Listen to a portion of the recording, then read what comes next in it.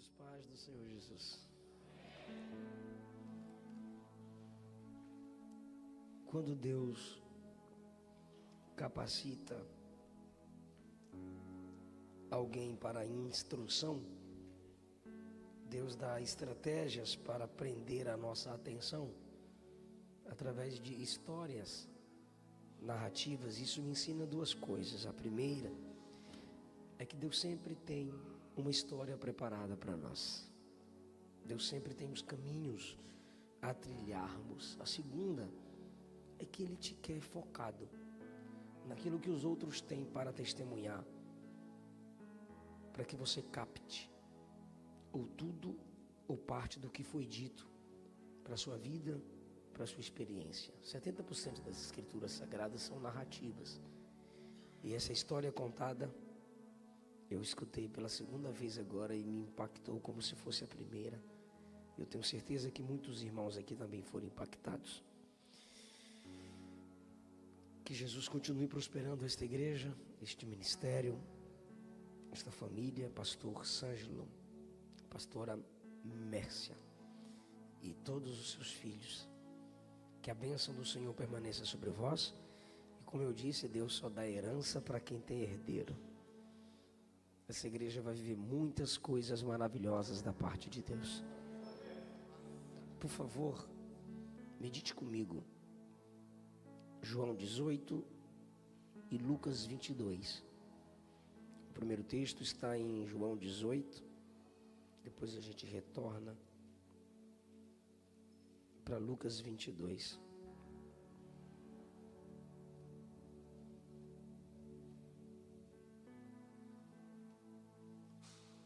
Leiamos a partir do versículo 1. Tendo dito isso, saiu com seus discípulos para além do ribeiro de Cedron, onde havia um horto, no qual ele entrou com seus discípulos. E Judas, que o traía, também conhecia aquele lugar, porque Jesus muitas vezes se ajuntava ali com seus discípulos. Tendo, pois, Judas recebido a corte e oficiais dos principais sacerdotes e fariseus, veio para ali com lanternas e archotes e armas. Sabendo, pois, Jesus todas as coisas que sobre ele haviam de vir, adiantou-se e disse-lhes: A quem buscais? Responderam-lhe: A Jesus o Nazareno. Disse-lhes Jesus: Sou eu. Judas, que o traía, estava também com eles. Quando, pois, lhes disse: Sou eu, recuaram e caíram por terra. Tornou-lhes, pois, a perguntar: A quem buscais? E eles disseram: A Jesus o Nazareno. Jesus respondeu: Já vos disse que sou eu. Se, pois, me buscais a mim, deixai ir estes, para se cumprir a palavra que tinha dito: dos que me deste, nenhum deles perdi. Então Simão Pedro, que tinha espada, desembainhou-a e feriu o servo do sumo sacerdote, cortando-lhe a orelha direita, e o nome do servo era Malco. Mas Jesus disse a Pedro: Mete a tua espada na bainha. Não beberei eu o cálice que o Pai me deu? Lucas 22, por favor.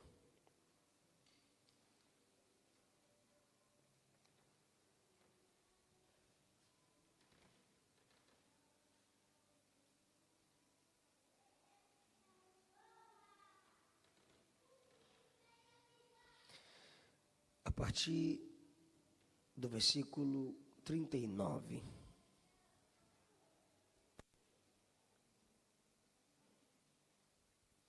E saindo foi como costumava para o Monte das Oliveiras, e também os seus discípulos o seguiram. E quando chegou àquele lugar, disse-lhes: Orai, para que não entreis em tentação.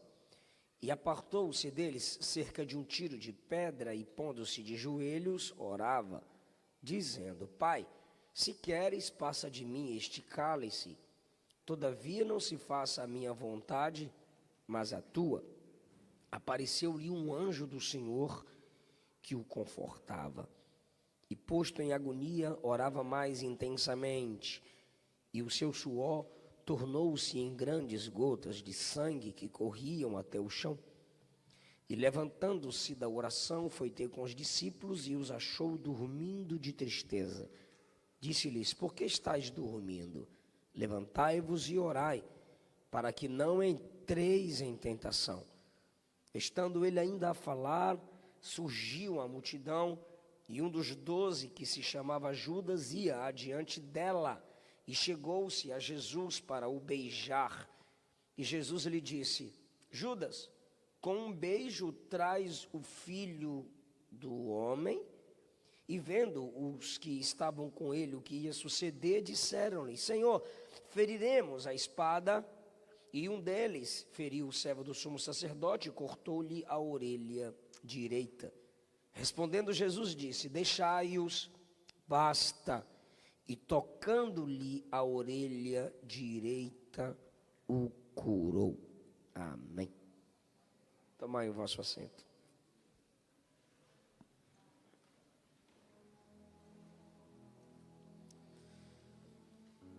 Jesus é o Cordeiro de Deus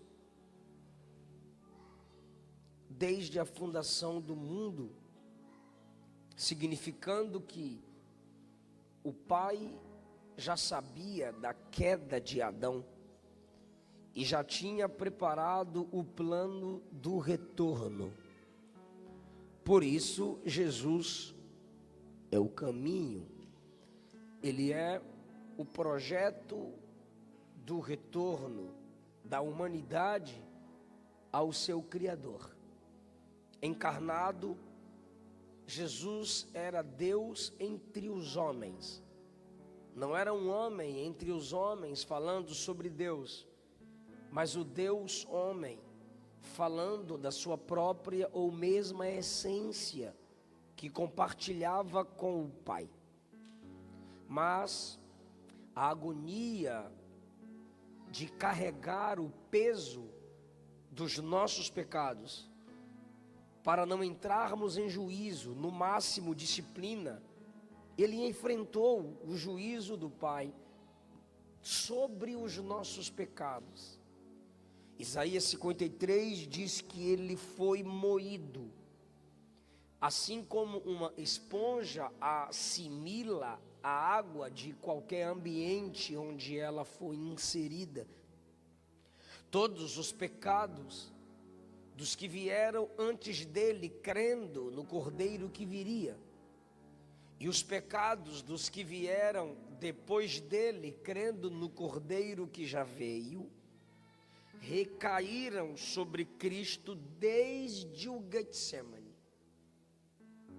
Por isso o seu suor tornou-se em gotas de sangue que caíam ao chão.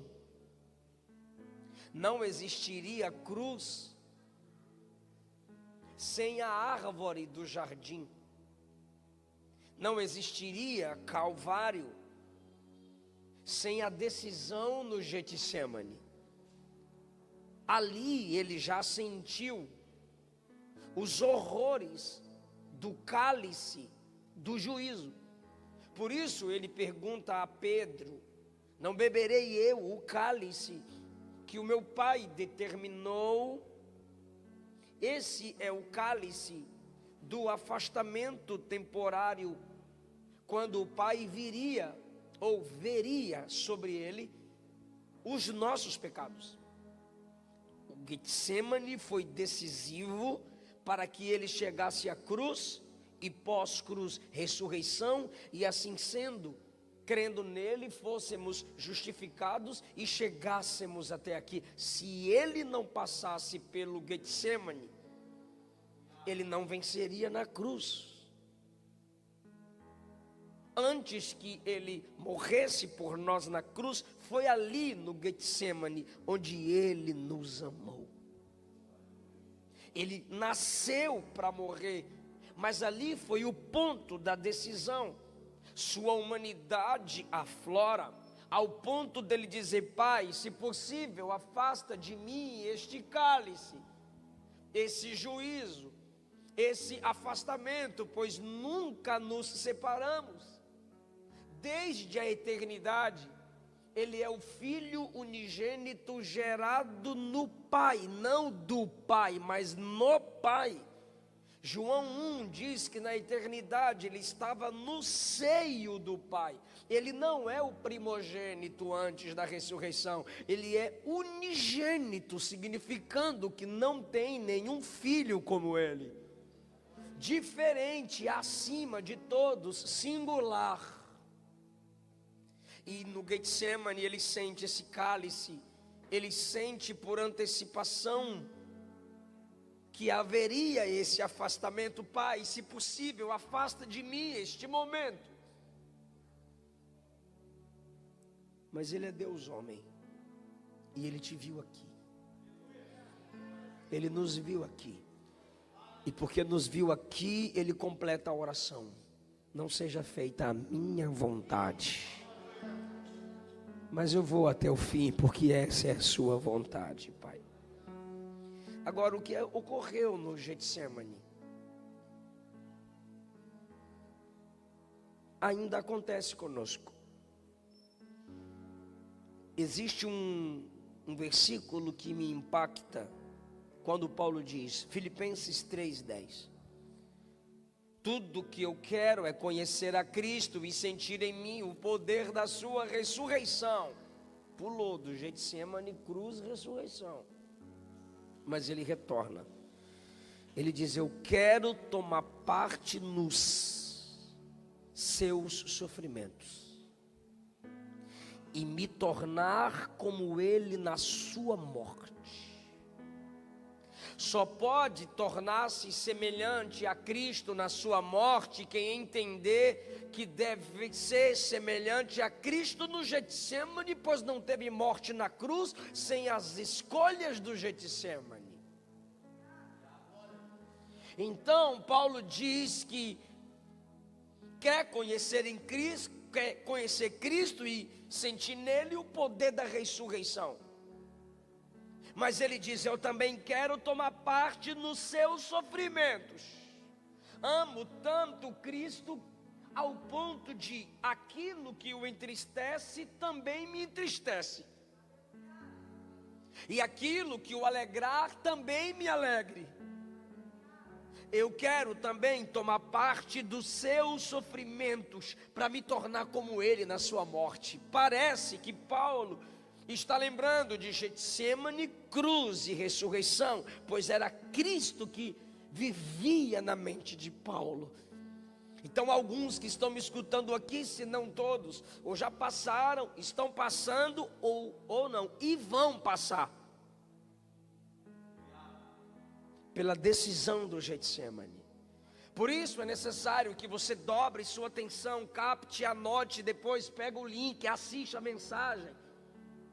Eu não vim aqui te enganar, não vim te frustrar. Eu só tenho certeza que tu não sairás daqui da mesma forma. Eu quero dividir algumas lições com vocês, e a primeira é: Cristo ferido por um beijo.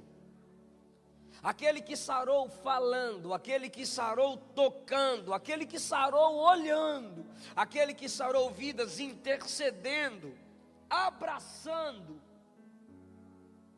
por um beijo ele é ferido.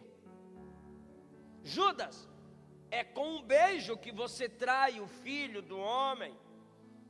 Por que Judas teve que beijar Jesus? Nos dois textos lemos que havia uma multidão. Se tem uma multidão, é muita gente reunida, comum. E Jesus era tão simples e tão comum que se não tivesse um beijo, ele não seria identificado. Ele era tão semelhante a mim e a você que precisava de uma senha. E ao ser entregue à polícia do templo que odiava Jesus, Judas diz: aquele que eu beijar é ele. Por quê? Porque ele se parece muito com os outros, ele é muito comum, ele é muito normal. O sobrenatural é interno, o sobrenatural é sua essência. É o que ele é por dentro que é diferente, mas por fora é simples, é comum. Se eu não beijá-lo, vocês não reconhecem. Ele é comunzão assim, Judas? É normal, é normal de tudo. É até por isso que eu estou entregando ele, que eu pensei que ele seria o cara. E o que seria o cara para você, Judas? O Messias, pegar a espada, lutar contra Roma e colocar nós para governar. Mas ele não nos pôs para governar, então ele é um homem comum. Eu tenho que beijá-lo para vocês identificá-lo. E quando todo mundo vem pensando que Jesus é esse homem normal, comum, simples, que Judas diz,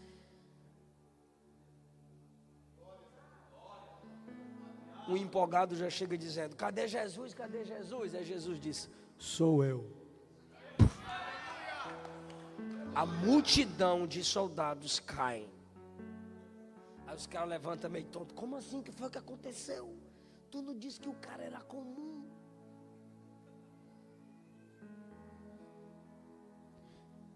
Qual a intenção do beijo? Por que você está me beijando, Judas? É que eu estou dando um sinal para os outros. Então o beijo aqui não é para confirmar a nossa intimidade? Não. Não é a sua demonstração de carinho por mim? Não. Então você me beija para que os outros vejam? É. Então você expõe sua intimidade comigo para a sua própria glória. Para que seu próprio desejo seja realizado, é que você demonstra que tem intimidade comigo. É. Sabe quando você quase dorme o culto todo, ou joga no celular o culto todo, ou fica fazendo fotinha com linguinha durante o culto, 2 dedinhos, o pior é fazer o L, mas você fica ali fazendo umas fotinhas no culto, mas quando a câmera vem, você...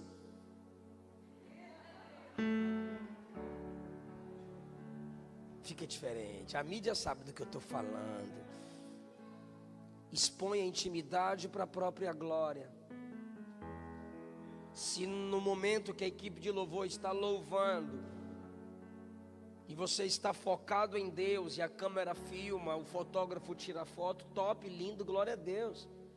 Mas se você fecha os olhos e levanta a mãozinha e olha para a letra e faz carinha de choro só por causa da câmera, você é Judas no culto. Você não estava adorando. Você não estava beijando Cristo. Só se beija através da proximidade, liberdade e intimidade.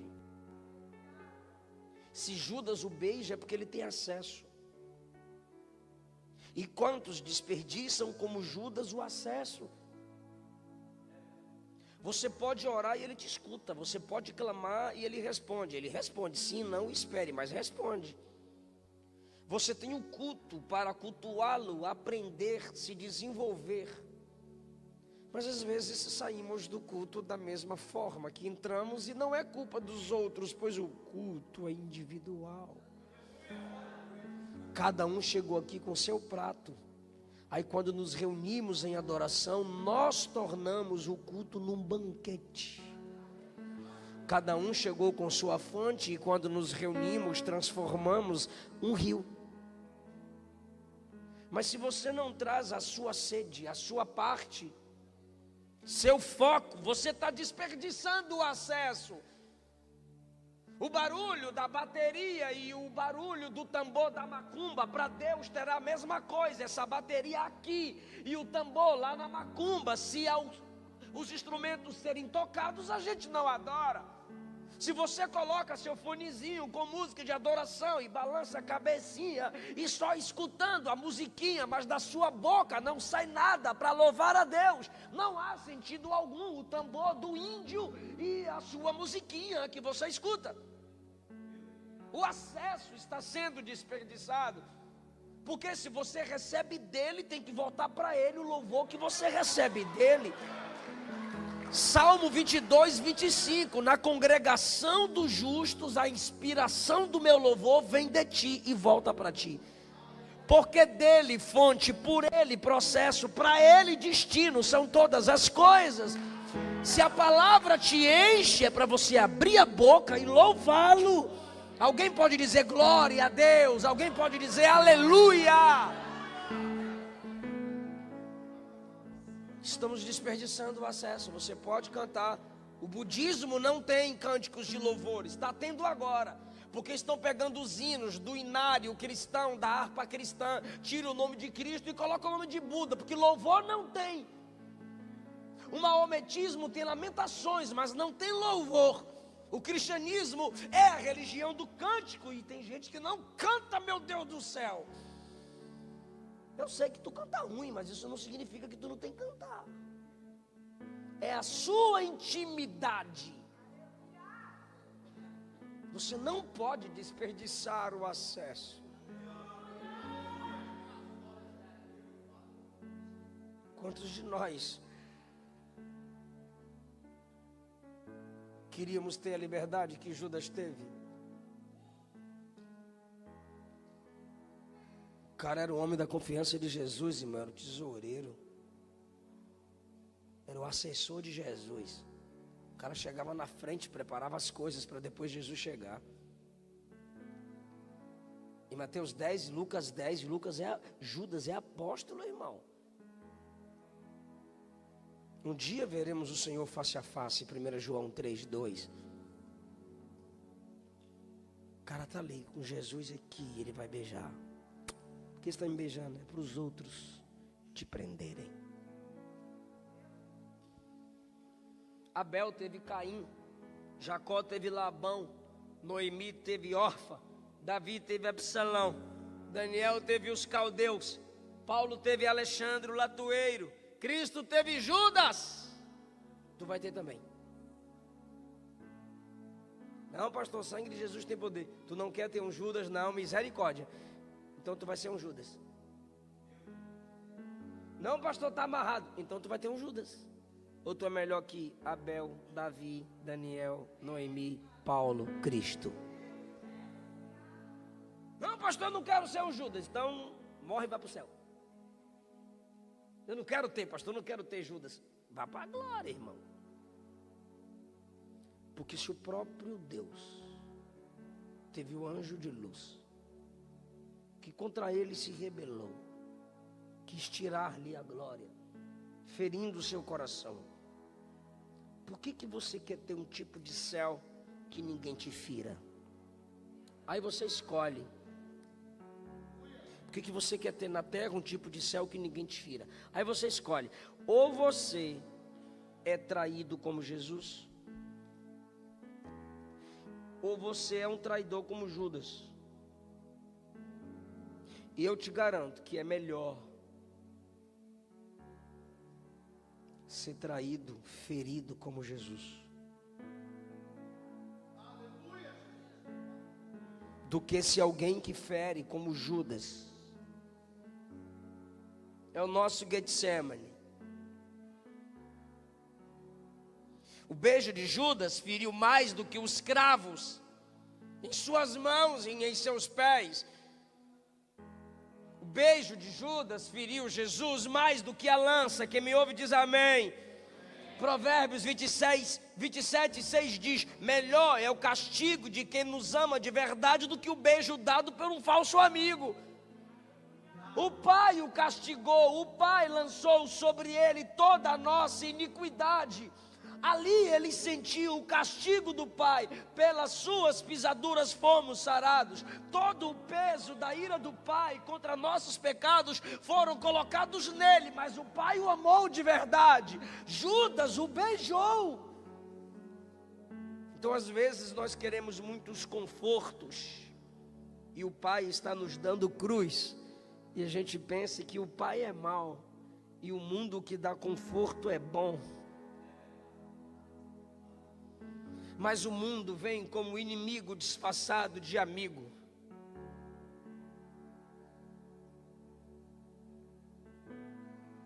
O prazer do diabo gerará terror. A tristeza de Jesus, ou o que Ele permite que vivamos, gerará alegria. Então, pelo amor de Deus, enfrenta o seu Getsemane, atravesse ele, e depois você vai bradar: está consumado. Foi tudo realizado para a glória de Deus.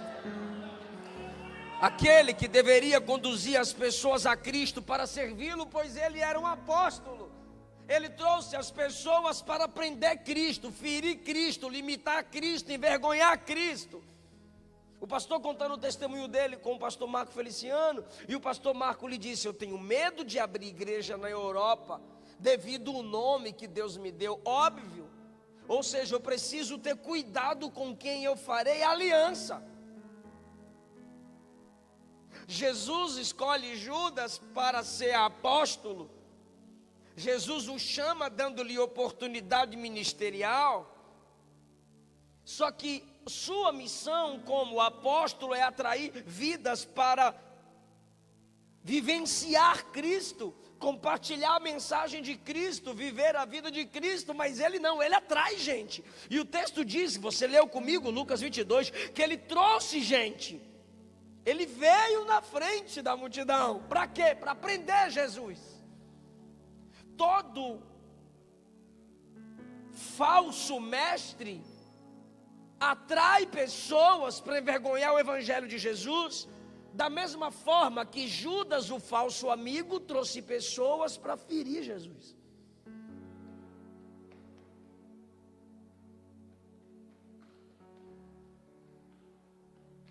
Falsos líderes, falsos pastores atrairão vidas, mas para envergonhar o evangelho de Jesus. Pergunte para mim por quê? Porque para estes o falso pastor não pregará uma verdadeira mensagem.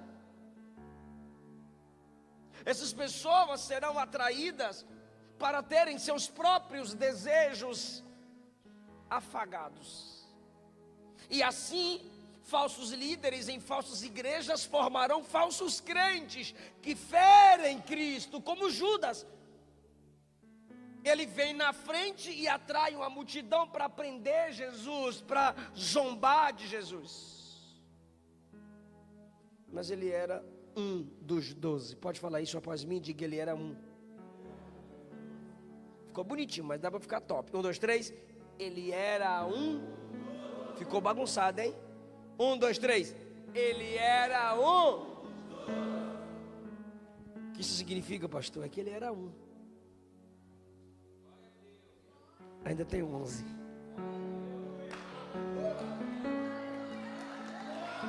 Aleluia!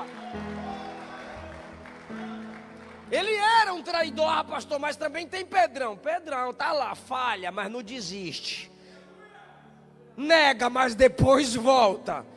O que o Espírito está dizendo é: para de focar só em quem trai, em quem abandona. Para de focar em desleais, em quem fere e quem machuca. A família de Deus é grande. A família de Deus é grande. Ainda tem Mateus, ainda tem Tiago, ainda tem João, ainda tem outros que Jesus levanta para segurar na sua mão. Eu estou sentindo a presença de Jesus nessa manhã. Essa igreja é pentecostal, eu quero um sinal. Então fala comigo assim, ó: a terça parte dos anjos caiu, mas ainda existem milhares e milhares cantando a sua santidade. Aleluia!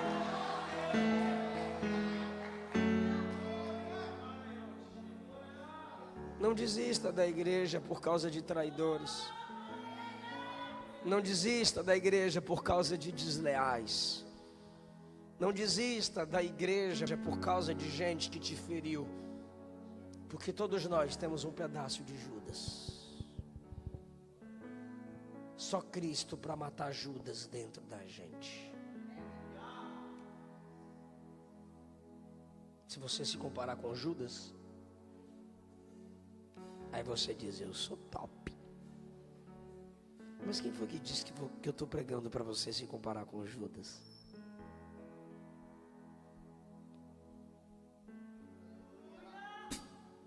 Eu estou pregando para você se comparar com Jesus. E comparado a Cristo, quem não é Judas? E aí é que ele chama Judas de amigo? É que ele permite Judas beijá-lo? É que ele sabia que Judas sabia que ele estaria ali? Eu pergunto e você responde, não é pergunta retórica. O beijo do traidor fere? Fere a alma. Porque os cravos feriram as mãos e os pés, mas o beijo da traição fere a alma. Vou perguntar de novo e não é retórica. Jesus estava ferido? E o que ele fez ferido? Judas chega e diz: vou falar, hein? Vou mostrar quem é ele, hein? Mostra para nós, Judas. Prendei-o.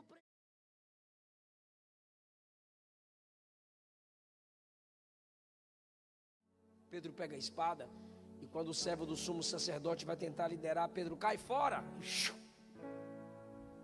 Claro que ele não mirou na orelha, era pescador, não um espadachim. A questão é que o cara, quem sabe, tentou se esquivar.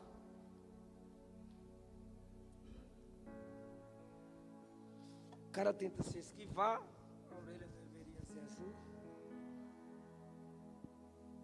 Ai, imagine, um pedaço da orelha caindo.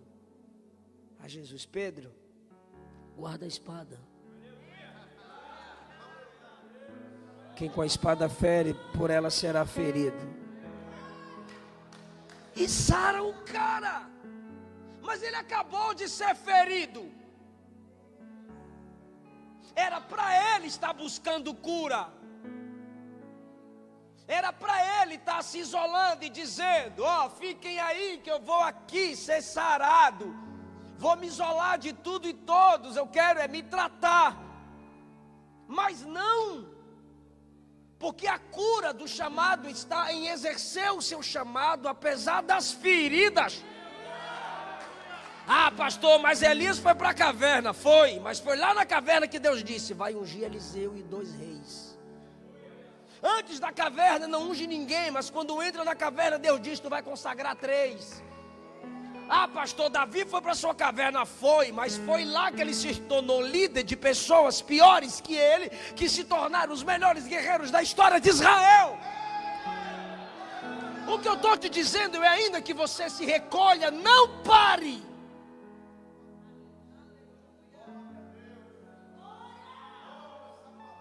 Porque sua cura está em curar outros.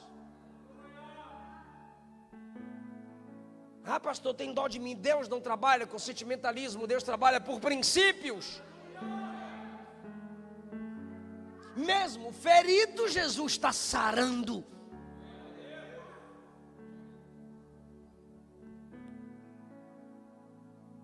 É porque o seu ministério está acima dos seus sentimentos.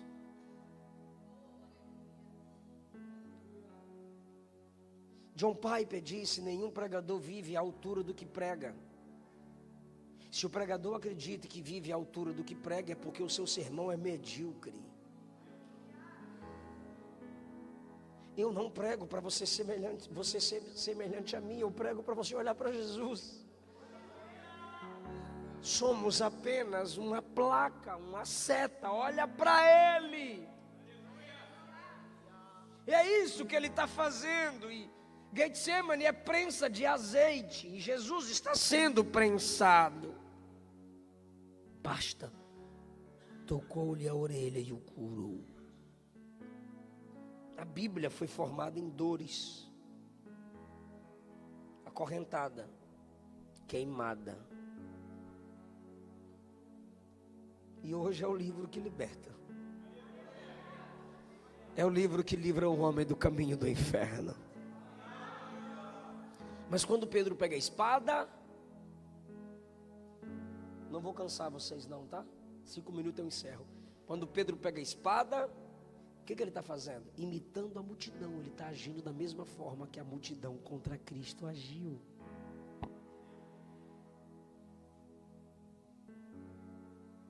Ele está usando as mesmas armas. Está preparado para dar glória a Jesus?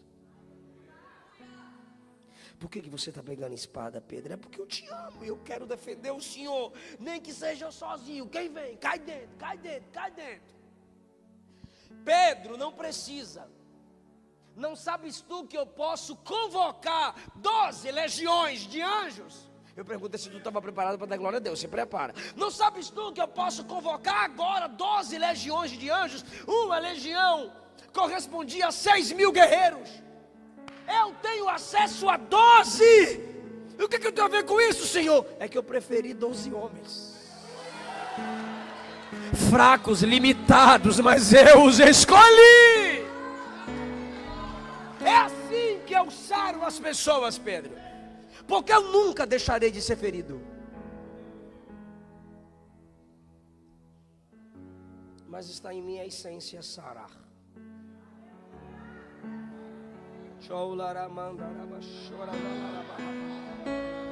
Ah, se eu fosse você eu não orava mais. Ah, se eu fosse você eu não perdoaria. Se eu fosse você eu não ajudaria. Se eu fosse você eu nem escutaria. Está na minha essência. Eu sei que eu nunca deixarei de ser ferido, mas também eu nunca vou deixar de sarar.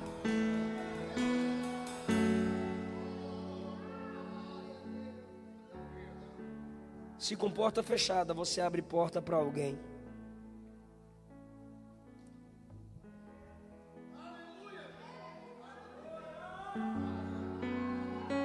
Se com portas fechadas você abre porta para alguém, é porque você tem mais que portas, você tem a chave. Aleluia! Se mesmo ferido, limitado, você abençoa a gente, é porque você tem mais que cura. Você tem um médico dos médicos habitando na sua alma. Há um bálsamo em Gileade. Há uma unção de Deus em você. E o Espírito nos espreme para que saia de nós o seu óleo.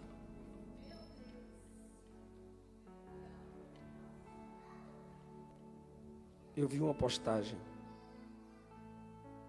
Haverão momentos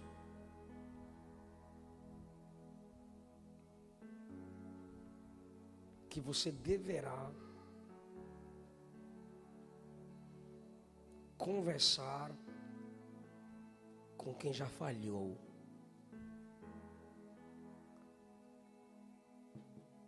Pois em muitos deles não haverá orgulho, mas experiências. Então, às vezes, Deus te permite ser ferido, cair, errar, falhar, para nos limpar da soberba, nos dar experiência. Para quê? Para outros. Ou você não crê na soberania divina?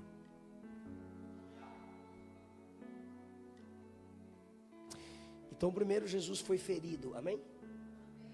Entendido até aqui. Segundo, Jesus sarou mesmo estando. Posso falar mais uma?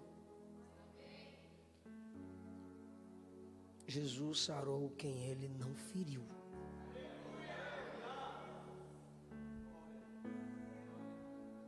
Não foi Jesus que feriu o cara. Oh, desculpa.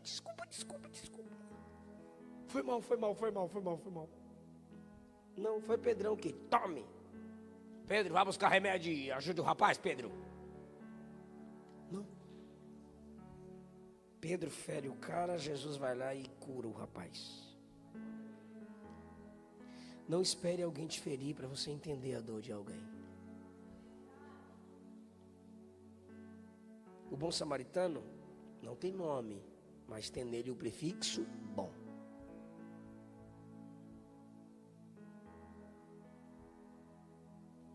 Nem título religiosamente reconhecido ele tinha. Sacerdote e levita, ok. E ele, samaritano. Mas só ele tem transporte. Só ele tinha azeite. Só ele tinha vinho. Só ele tinha condições de pagar a hospedagem para o cara ferido ser restaurado. Tem muita gente que não foi você que feriu. E você, como cristão não pode dizer, cada um cuide de sua vida.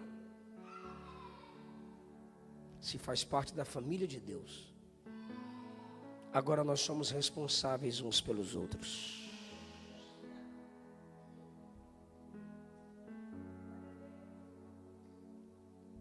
Paulo diz aos Gálatas no capítulo 6, duas coisas. Levai cada um as vossas cargas. E a segunda coisa que ele diz, ajudai um ao outro em suas cargas. É doar sem doer. Só as feridas na igreja nos ajudam a viver como Jesus. Seremos feridos, sararemos outros mesmo feridos, e sararemos que não foi a gente que feriu. Não foi Deus que te derrubou, foi tu que caiu. Mas Ele te levanta. Não foi Jesus quem te enganou, foi você que acreditou em certas pessoas que não são pessoas certas. A culpa foi sua. Tem como projetar o Salmo 103 para mim? Existem coisas que você precisa ser sincero, como diz Jeremias 18. O vaso se quebrou, não foi o oleiro que quebrou o vaso. Foi o vaso que se quebrou.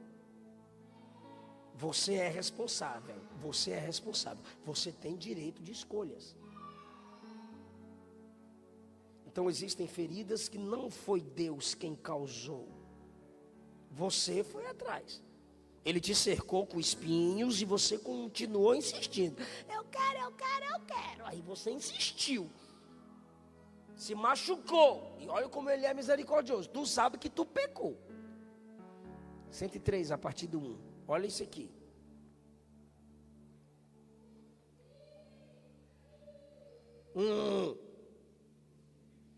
Bendize, ó minha alma, o Senhor, tudo que há em mim. Ficou horrível. Tudo que há em mim, bendiga o seu santo nome. Por quê? Porque tem benefícios. Quais benefícios? Ele começa agora. Próximo. Ele é o que perdoa, vai igreja, todas. Tá com pressa, hein? Bora lá, volta. Ele é o que perdoa todas as tuas iniquidades. Benefício 1. 2. Sara todas as tuas enfermidades. Que tua vida da perdição, que te coroa de benignidade e misericórdia. Que farta a tua boca de bens, de sorte que sua mocidade se renova como da.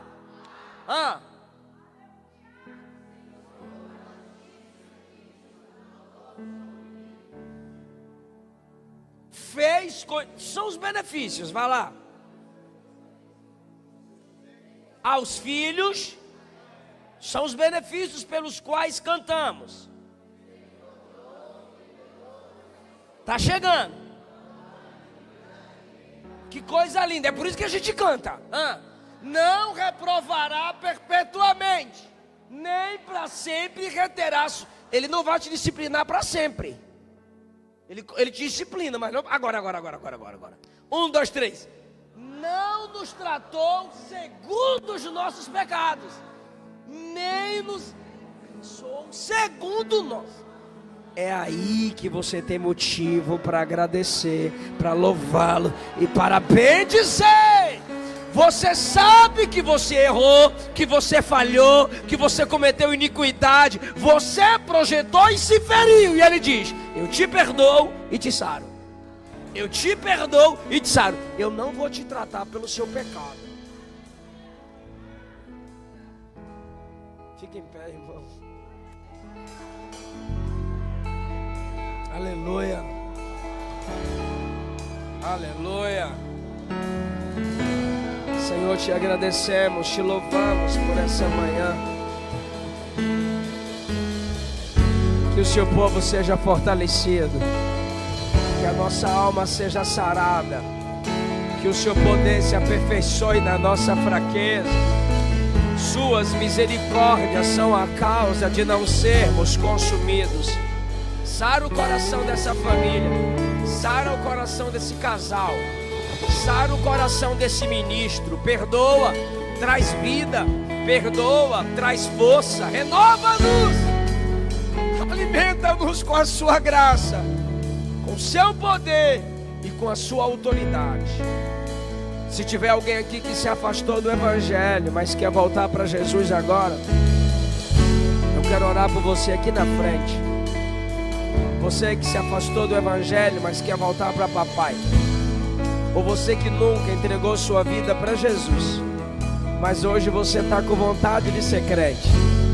Hoje você quer ser sarado pelo Evangelho de Cristo Jesus. Eu quero orar por você. Eu quero orar por você que quer voltar para papai. Eu quero orar por você que quer entregar sua vida para Jesus. Aleluia. Alguém pode cantar? Tem alguém para cantar?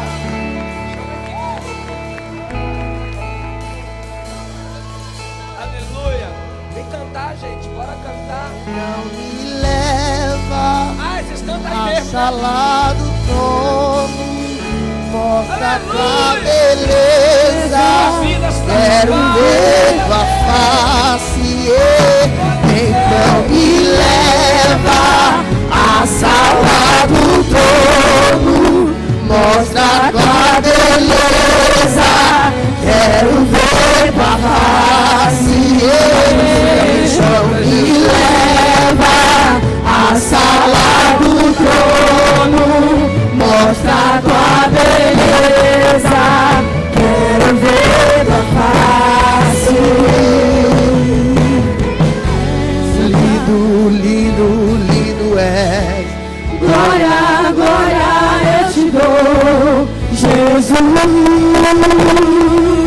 E Jesus, lindo, lindo, lindo és. Glória, glória eu te dou, Jesus, Jesus.